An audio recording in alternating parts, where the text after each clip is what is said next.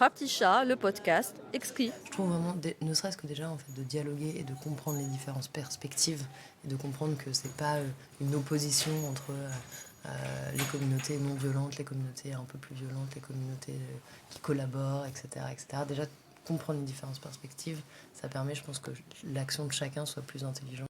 Intelligente raison collective qui veut que nécessairement nous vivions tous 75, 80 ans, le sens d'une vie. Ce qui me fascine dans tout ça, c'est que on est très inégaux dans notre mort et en même temps on est très conventionnel dans notre manière de préparer ce moment. Et j'aime bien regarder ce qui peut se faire dans d'autres cultures ou dans d'autres cosmologies, et notamment regarder ce qui peut se faire ce qui peut se penser dans les cultures mayas. Ce qui est intéressant dans la culture maya, c'est qu'ils parlent non pas d'une mort, mais de 3 morts. La première mort, c'est quand tu réalises que tu es mortel. La deuxième mort, c'est quand tu meurs. Et la troisième mort, c'est quand ton souvenir disparaît des mémoires des autres. Et à titre personnel, je vais toujours considérer que la seule mort qui doit vraiment nous préoccuper, c'est la troisième. C'est ni la première ni la deuxième.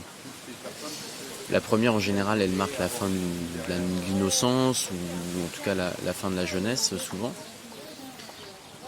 C'est d'ailleurs ce qui expliquait l'importance de la guerre dans les cultures européennes pré-modernes.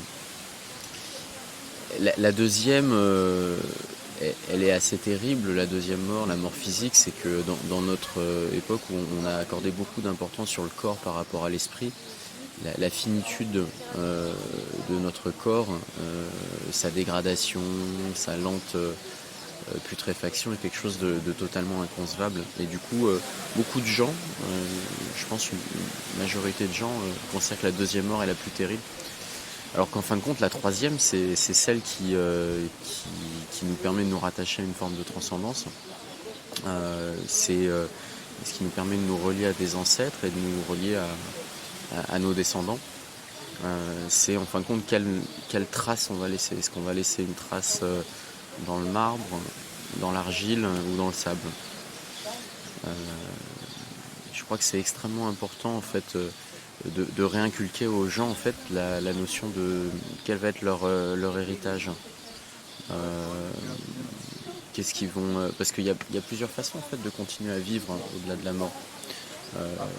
Les croyants pensent que c'est par la somme de leurs bonnes actions, et ils n'ont pas toujours tort, puisque en fait la somme des bonnes actions va conditionner un certain nombre de souvenirs.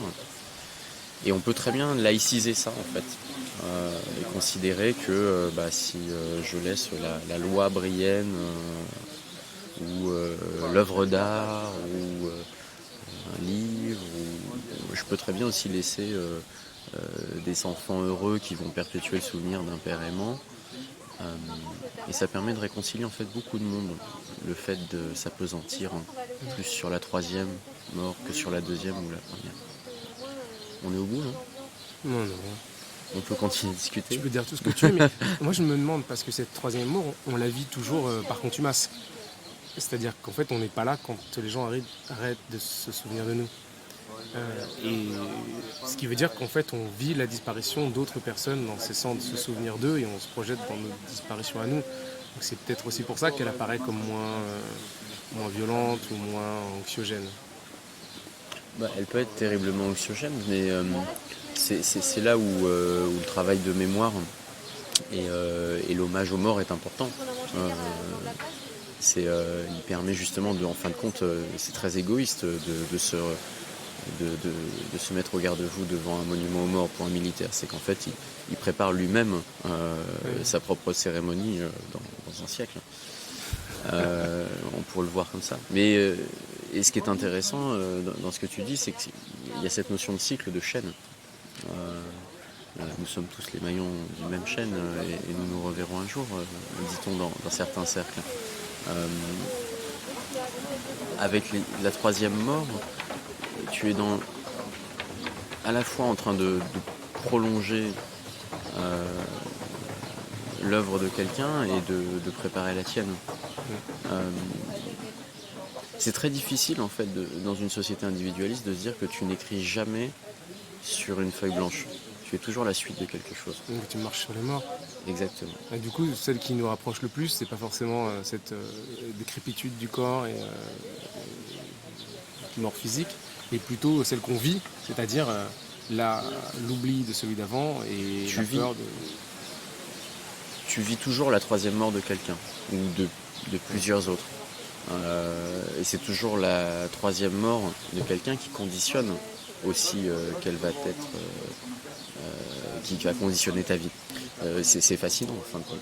Tu te dis l'héritage d'un Victor Hugo, le jour où Victor Hugo subira sa troisième mort, quelle sera ta condition humaine en fin de compte? Qu'est-ce que ça voudra dire? Ça voudra dire que les combats pour la liberté, l'émancipation auront été tellement intégrés qu'ils deviendront banals et qu'on n'aura plus besoin de lire du Victor Hugo. Ou bien ça voudra dire tout simplement les notions pour lesquelles les combats, les concepts pour lesquels il s'est battu ont complètement disparu. Miaou.